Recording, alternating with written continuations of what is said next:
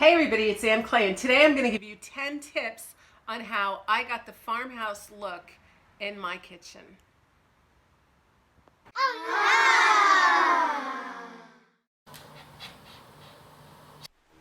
First thing you have to do is start with a neutral background. When I moved into this house, there were a lot of colors on the wall, so I painted it with Chantilly lace white and pashmina, which is a grayish color, and did quite a few of the rooms that way. But this was the first room we did, just to give us a neutral color palette. And this would give us lots of variety. We could change the furniture in and out and not worry about anything clashing. Really important. Second thing that you do is black and white rules. Use a lot of black and white. Black and white in dishware, black and white in whatever you have will give that country farmhouse feel. You can have black and white on dish towels, black and white on signs, black and white on everything, black and white on tiles, black and white, black and white, black and white, black and white, black and white. It's a wonderful, wonderful way to bring your farmhouse style into your kitchen, and it's so easy. Number 3, bring in the unexpected. So we have black and white in our kitchen, bring in the pop of color so that you don't expect the color to come. That's what gives your rooms intrigue.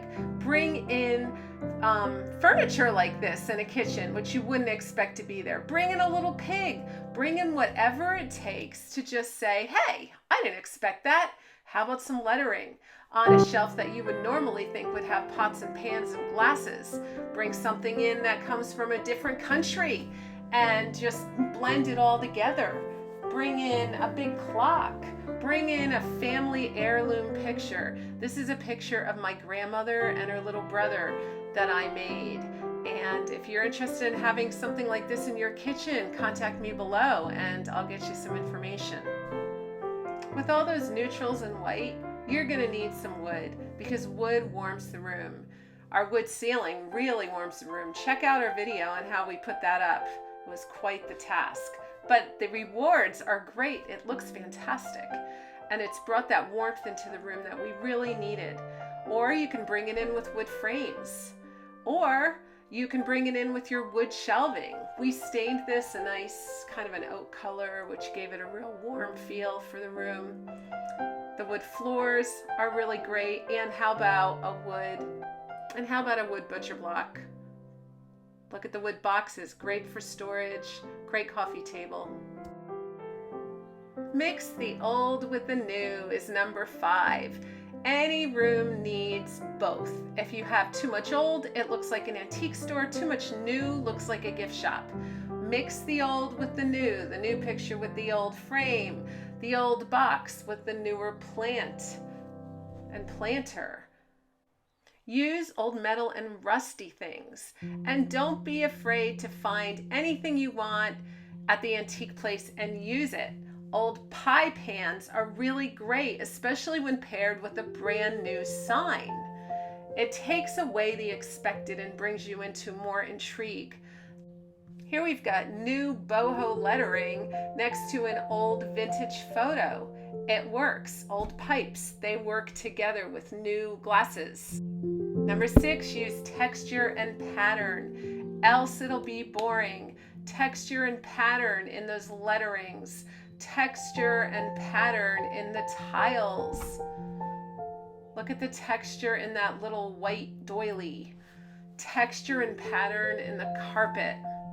Texture and pattern in the black and white woven tablecloth. Texture and pattern in the fabrics used for the upholstery. They all go together, but they're not matchy-matchy. Notice how the colors are similar and even the styles are similar, but they're not mix and match like a box. Number 7, use scale. This is probably the one that's the most important. Look at that big wall clock.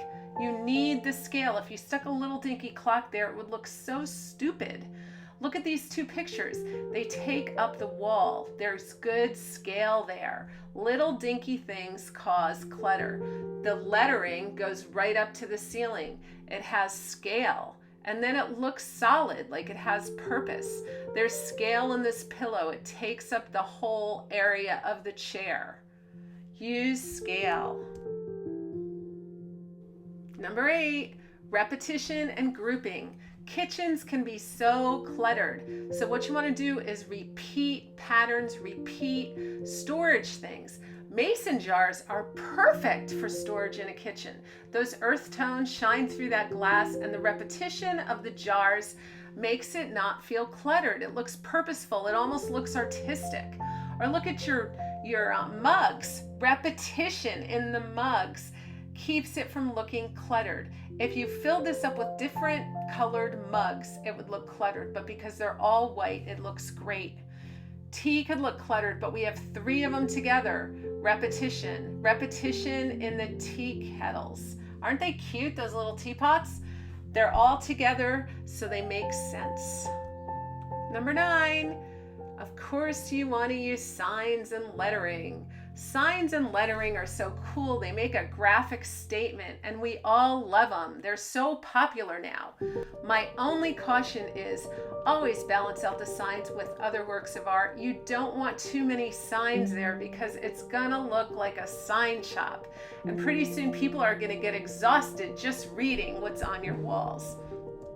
So just remember, use them in every way, shape, and form, but don't overdo. And you can use a lot, but don't use too many. Drum roll please, here's number 10. Pendant lighting is so great in the farmhouse style. Don't forget to just mix and match and let it all hang out there. Just make sure you use those old filament lights that are available to you now, and you're gonna have something with a beautiful glow that's worth $1 million. So I hope you enjoyed the 10 tips for getting a farmhouse kitchen. If you enjoyed it, please give me a thumbs up, like and subscribe, push the bell on my channel so that you won't miss any new additional decorating tips. Thank you.